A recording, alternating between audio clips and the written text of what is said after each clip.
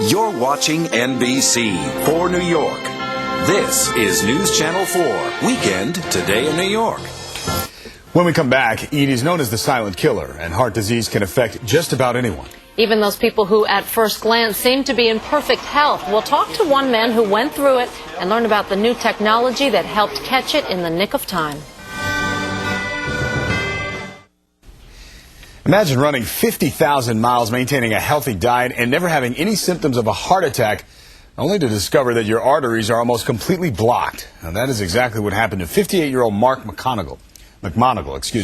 So how common is this, and how is his condition diagnosed? Recently, I spoke with McMonagle and Dr. Harvey Hecht, Director of Preventive Cardiology at Beth Israel Medical Center and the Continuum Heart Institute, and they talked about it. Gentlemen, good morning. Thanks for coming in today. Good morning. Dr. Hecht, let me ask you to paint a picture about heart disease in this country, where we stand. It's called the silent killer, I guess, because it really does sneak up on people. It does, and heart disease remains the biggest killer in this country. More people die from heart disease every year than from all other causes of death combined.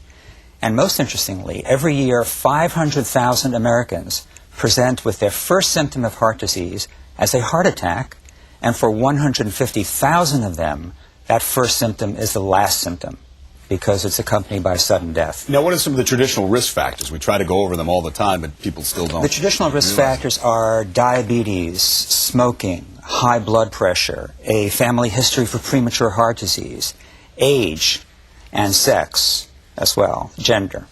Your obesity, unhealthy lifestyle are all contributing factors as well.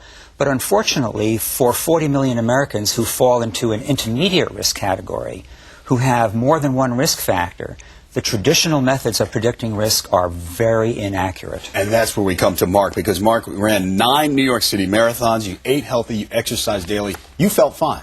I felt fine. That's correct. What happened? I had the opportunity to go through the scanning just by chance. It was done as a courtesy to me, and I had no idea that I had heart disease. Actually, when Dr. Hecht told me, my chin hit the floor. Right. I mean, now this is the EBT scanning, and we actually have some images of it. We have some video of someone else getting this scan. This is what we consider a non-traditional method now of trying to determine heart disease. Talk a little bit about that. Well, the traditional methods really don't work very well. About half the time, they will be wrong. And the most direct way to evaluate heart disease is to actually see if there is plaque in the coronary arteries. The scanning technique with electron beam tomography actually detects calcified coronary plaque entirely non-invasively in 30 seconds. So talk about Mark's case, because he didn't feel anything, but when you did the scan, what did you see? He had a striking amount of plaque. His score exceeded 1,000, which puts him into the very highest risk category. His risk, even though he felt absolutely fine, was greater than that of the average person who had already had a heart attack. Is that the scan? Those are the images we can see. That's his scan, and the areas outlined by the circle, the bright white areas, are plaque in all of his coronary arteries. Unbelievable. So, Mark, your chin hits the floor because you're feeling fine, and you're told you have complete blockage. What treatments did you have to undergo? What procedures? After that, I took a stress test, and then after that, I went through the surgery where they enter the groin and come in and they put stents in me.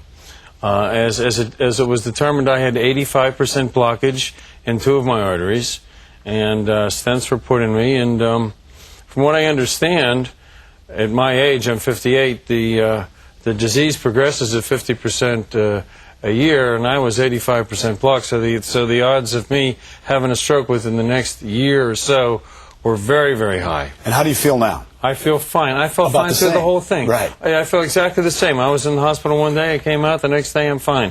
I'm still exercising, I'm still living a healthy lifestyle. And doctor, it's important to point out, we don't want anyone to conclude that, well, what's the use of exercising? I mean, this guy was a picture of health, and he still got heart disease. We don't want to send that message. Absolutely. And it might have been worse had he not exercised. But importantly, Mark has stopped smoking entirely. And knowledge of your risk by doing the scanning technique causes people who have been smoking for years and years to go cold turkey. That's the last cigarette I'm going to have. Are there any risks with the EBT scan? There are none. Okay, but there aren't many machines, are there? There are not, but there is a remarkable increase in the number of machines that are being utilized for calcium scanning. All right. Well, gentlemen, thank you for coming in. Mark, you look great. I guess you. you did before, so do you. Continue. Yeah, great. All right, thanks, gentlemen. You're welcome. Okay.